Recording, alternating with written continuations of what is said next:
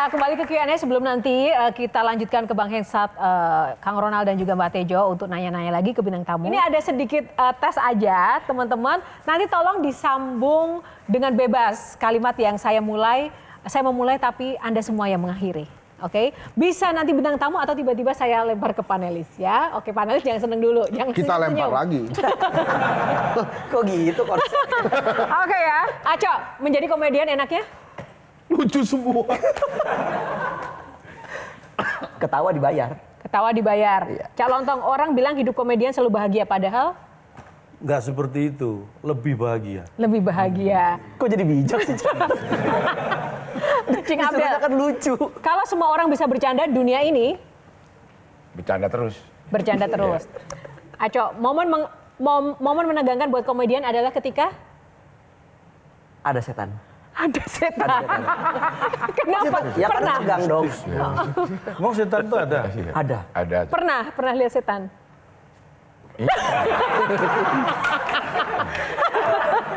Setan. Oke, Cak Lontong, tertawa itu sederhana, yang ribet adalah Membikin tertawa. membuat Tuh tertawa. bijak lagi dia. Orang disuruhnya yang Enggak, saya lucu. menyampaikan fakta, itu bukan bijak. Bang Hensat, netizen itu sebenarnya baik, cuma Wah ini lucu banget nih. Lucu banget ini harusnya. Menggemaskan. menggemaskan. Kang Ronald, kalau penonton diam saja, komedian akan Mules. Mbak Tejo, yang tidak pernah ditertawakan oleh komedian adalah tangis. tangis. Wow. Bener juga sih. Filosofis. Oke, calon tuh. Jangan dulu. Sekarang bikin materi komedi harus hati-hati soalnya. Hati-hati ketabrak kalau nggak ada. Ya, cocok. Aco, Lucu itu. bikin materi komedi harus hati-hati soalnya. Ada Cak Lontong. Cing Abdel, bikin materi komedi harus hati-hati soalnya. Ada calon.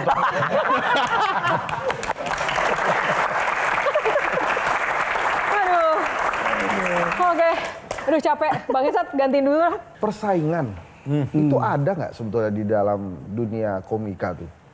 Bersaing. Ke siapa? Dia sampai ditanggap atau dapat kontrak kok saya enggak gitu-gitu. Pernah nggak? Oke, Cing Abdel. Ada, bahkan saya bilang tadi ini profesi, ini sudah masuk bisnis jadi industri. Saya bilang tadi pasti ada persaingan. Siapa yang Cak Lontong anggap pesaing paling luar Nah, biasa? ada persaingan bukan berarti saya menganggap teman-teman ini pesaing. Cing Abdel dong, ini tentang persaingan tadi gimana? Karena nih yang paling banyak show-nya nih. Iya. Oh iya nih bener. Saya harus Kita mundur ke bahas belakang terus lagi. ya. Harus mundur ke belakang. Nggak usah. Kalau kita ngomongin industri komedi, terutama setelah datang stand up komedi, itu kita pelaku komedi itu diuntungkan sama pasar.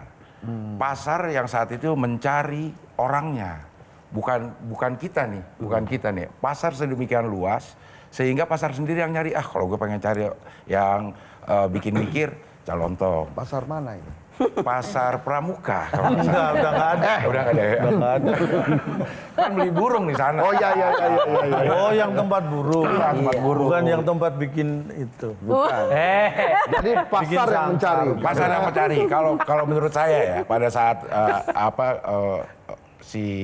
industri komedi ini dimasuki oleh stand up comedian, pasarnya yang mencari. Kita yang ada di situ tidak terlalu berusaha keras untuk masuk ke pasar itu, karena mungkin sejalan dengan yang kita ikuti bersama gitu.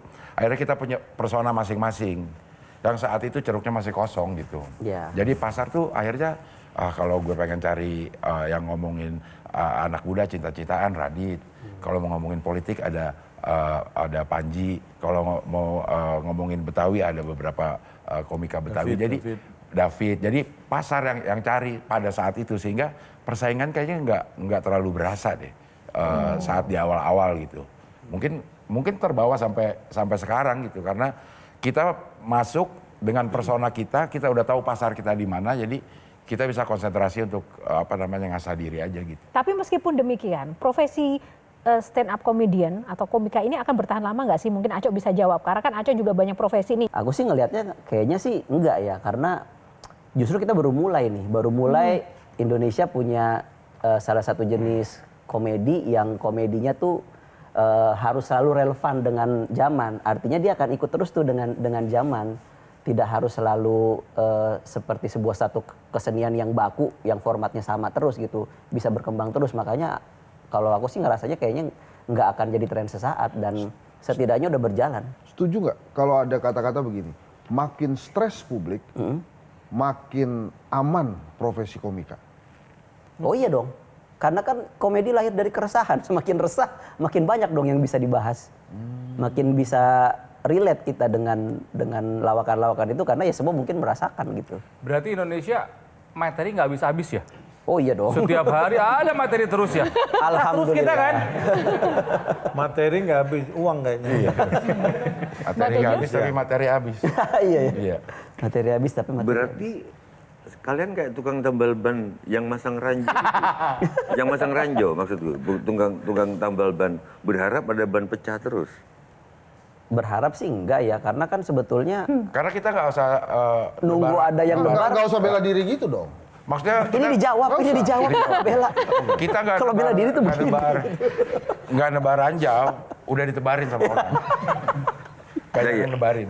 Ya berarti doa kalian sama doa dokter apa bedanya? Doa dokter kan mungkin lah ya, sorry kalau salah. Semoga ada orang sakit, mungkin. Oh iya. Nah sekarang doa kalian semoga semakin banyak orang resah gitu. Enggak, serius.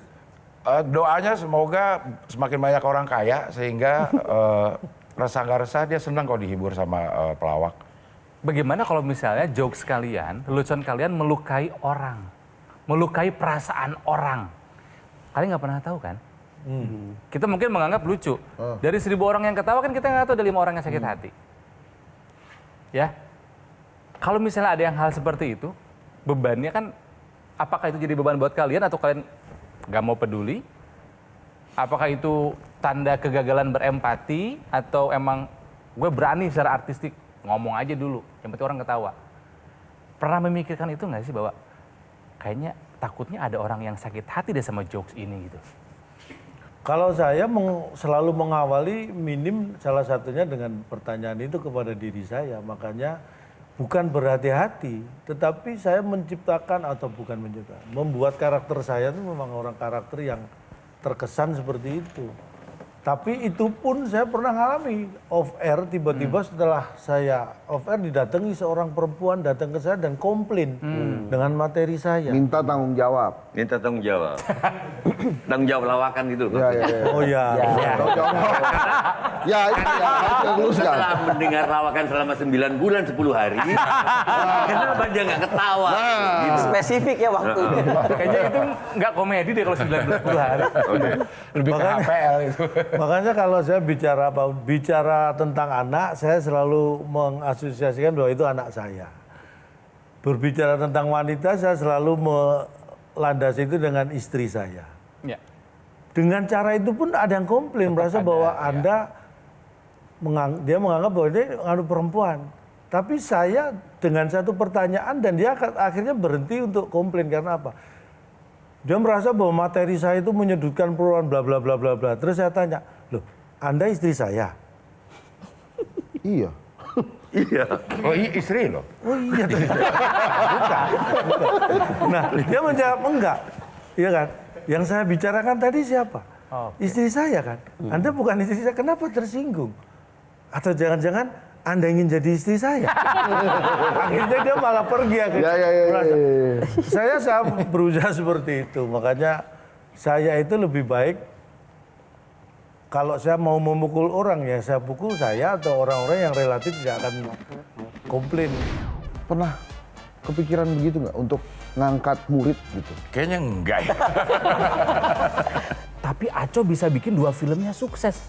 Jangan-jangan Aco udah punya formula bikin film sukses nih. Kalau misalnya udah melebihi dari modalnya, nggak gagal dong.